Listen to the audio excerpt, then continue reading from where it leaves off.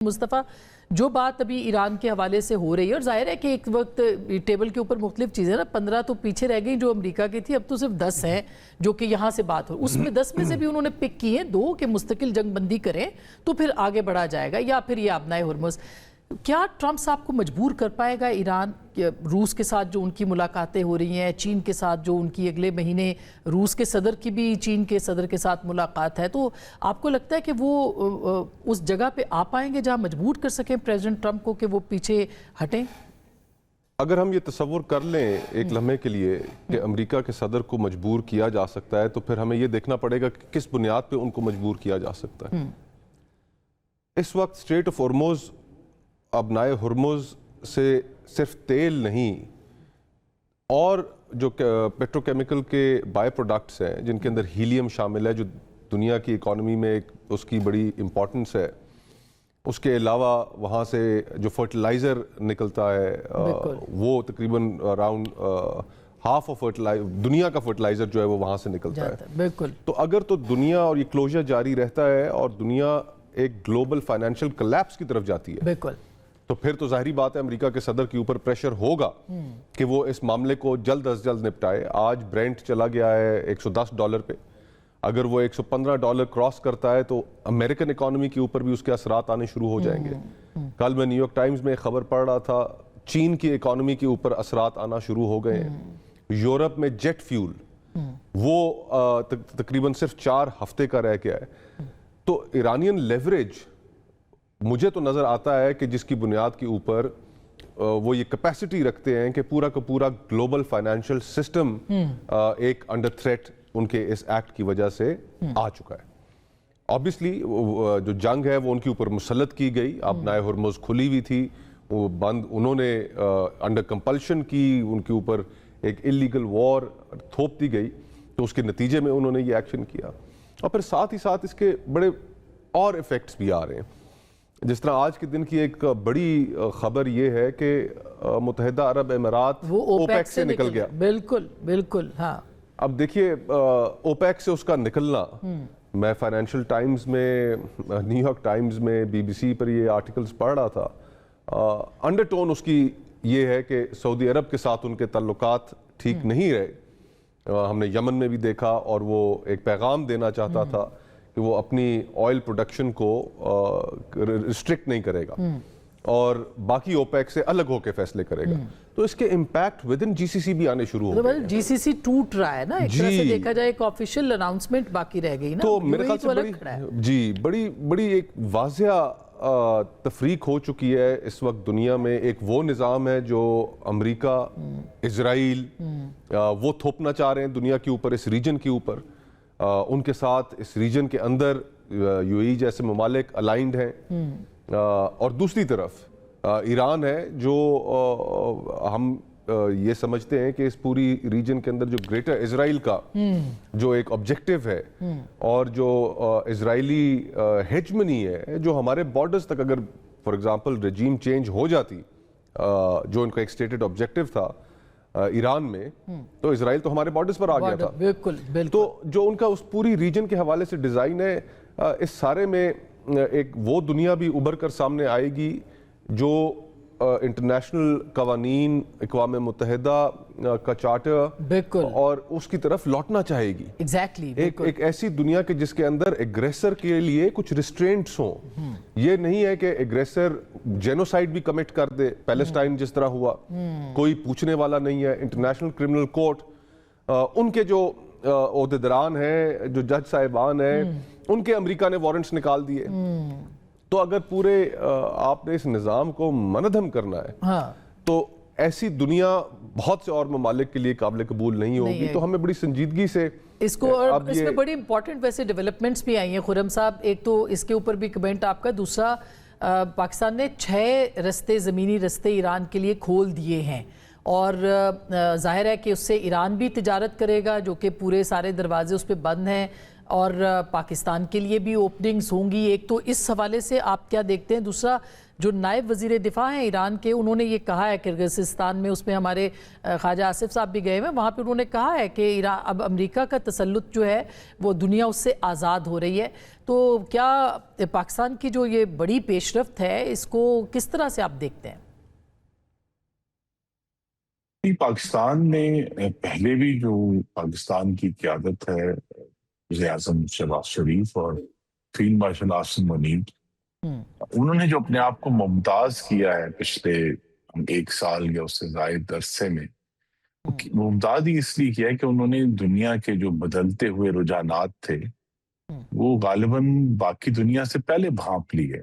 یہ معاملہ کہاں جا رہا ہے، دنیا امریکی تسلط سے آزاد نہیں ہو رہی. امریکہ اپنا تسلط اب قائم رکھنے سے خود انکار کر رہا ہے، اور وہ کہہ رہا ہے کہ جہاں میری مرضی ہوگی وہاں تو میں رکھوں گا، لیکن اوور آل میں تیار نہیں ہوں. اور اس لیے اس میں جو بنیادی دستاویز ہے جو آپ کے ناظرین دیکھ بھی سکتے ہیں، وہ ان کی نیشنل سیکیورٹی اسٹریٹجی ہے جو نومبر میں ریلیز ہوئی تھی، آج سے کوئی 5 ماہ پہلے. اس میں انہوں نے کھل کر کہا کہ ہم یہ برداشت کرنے کے لیے تیار ہیں کہ مشرقی ایشیا میں چین کا ایک دائرہ اثر ہو، اسفیئر آف انفلوئنس.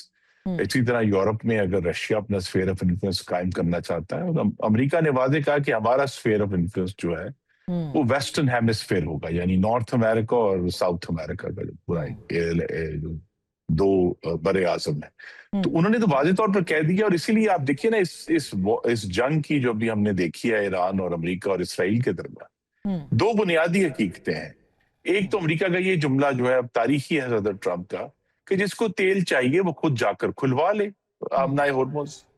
یعنی اس کا مطلب ہے کہ امریکہ اب اس کی گارنٹی دینے کے لیے تیار نہیں ہے. جو انہوں نے اسینچلی کیا کیا ہے، اے بلاکیڈ آف اے بلاکیڈ. یعنی حیران کن ہے کہ بجائے اس مسئلے کا حل کرنے کے جس کی ذکر آپ کے پروگرام میں اب ہو چکا ہے کہ پوری دنیا میں کس قسم کی کساد بازاری پھیلی ہے، تیل کی، گیس کی، ہیلیم کی، سلفر کی، فرٹیلائزر کی، پولی پروپلین، پولی ایتھائلین کی، اس کا حل نہیں امریکہ نے نکالا. امریکہ نے اس کو آگے بلاکیٹ کر دیا ہے. لہٰذا ان کی نظر میں دنیا اتنی اہم نہیں جتنا ان کا یہ خیال ہے کہ ہم ایران سے جنگ جیتنے کے لیے یہ والا حربہ آزمائیں گے.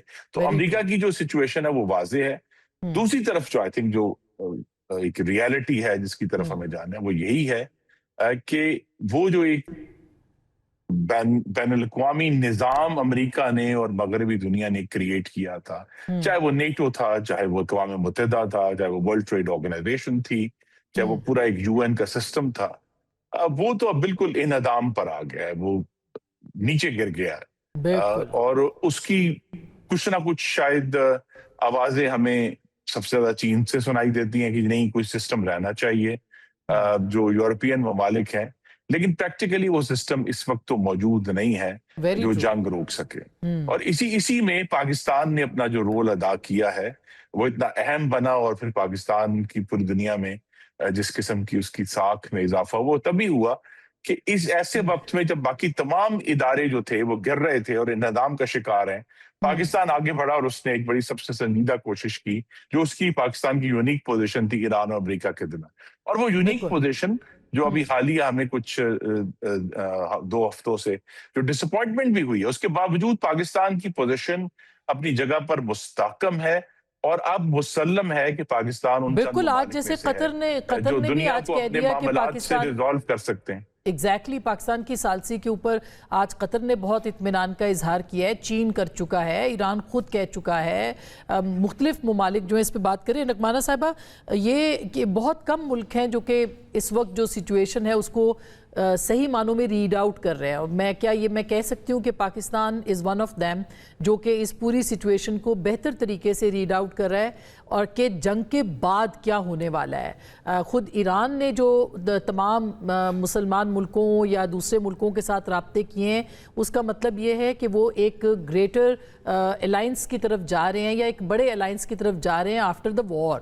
تو آپ اس سے اگری کریں گی، اور پاکستان کی جو ریڈنگ ہے وہ آپ کچھ ایکسپلین کریں گی ہمیں؟ جی انمیوٹ کیجئے گا. جی آپ کی آواز نہیں آ رہی، انمیوٹ کیجئے گا. ہاں، میرا جہاں تک پرسنل اپنا اوپینین ہے، मैं ये समझती हूँ कि पाकिस्तान ने ये सिचुएशन ये ईरान वॉर के शुरू होने के बाद नहीं, उससे बहुत पहले पिछले साल ही इसको भांप लिया था। जैसे हमारा पहले इंडिया के साथ इंडिया ने हमारे ऊपर जो जंग मुसल्लत की, वाज आल्सो एनकरेज्ड कि भाई ये करें आप, और उसके बाद जिस तरह का हमने रिस्पांस दिया और फिर उसके बाद ईरान के ऊपर हमला हुआ, तो आई थिंक उस वक्त हमें ये अच्छी तरह समझ आ चुका था कि we need to have a long term view और स्ट्रेटेजिक चीजों को हमें देखना होगा, और हमने उस वक्त ही से देखे राब्ते भी शुरू कर दिए थे।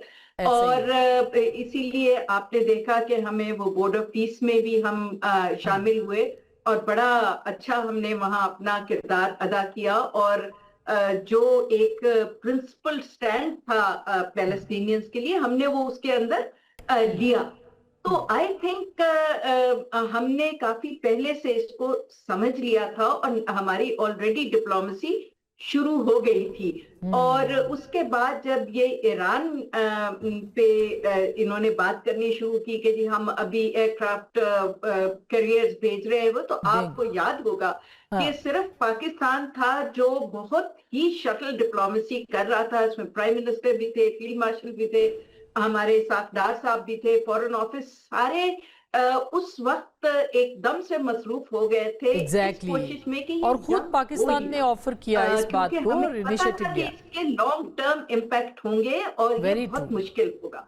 और जब ये जंग मुसल्लत कर दी गई तो उसके बाद आपने देखा है, इसको रिपीट करने की जरूरत नहीं है कि किस तरह की कोशिशें हुई हैं, क्योंकि हम ये बात बहुत अच्छी तरह समझते हैं कि इस वॉर के बाद गल्फ, मिडल ईस्ट, ये खित्ता वो नहीं रहेगा जैसे इस जंग से पहले था। और इसमें आप ये भी देख ले कि अभी खुर्रम दस्तगीर साहब ने बहुत अच्छी तरह तफसील से समझाया है कि चाइना का बड़ा इम्पोर्टेंट इसमें रोल है। और चाइना ने हमेशा कहा है कि जी मल्टीलैटरलिज्म होना चाहिए। और ये नगमाना साहब ये बहुत बहुत इम्पोर्टेंट, जी बिल्कुल। आप सॉरी मैं कतई कलामी माफ, में पोल्स ऑफ इन्फ्लुएंस एक साथ एग्जिस्ट कर सकते हैं, ये जरूरी नहीं है। वो खास तौर पे अभी उनका बड़ा क्लियर स्टेटमेंट था कि वो दिन गुजर गए हैं जब कोई एक सोल पावर जो है वो अपनी अथॉरिटी जताए। वो जमाने अब गए। एग्जैक्टली, बिल्कुल ऐसा ही है नगमाना साहब। मुझे एक छोटी सी ब्रेक लेनी है। जी बिल्कुल, बहुत शुक्रिया। अब एक छोटी सी ब्रेक लेनी है, ब्रेक के बाद खुर्रम साहब हमारे साथ होंगे। नगमाना साहब शुक्रिया आपने हमें ज्वाइन किया, और मुस्तफ़ा साहब होंगे, इनसे हम बात करेंगे। ब्रेक के बाद हमारे साथ रहिएगा।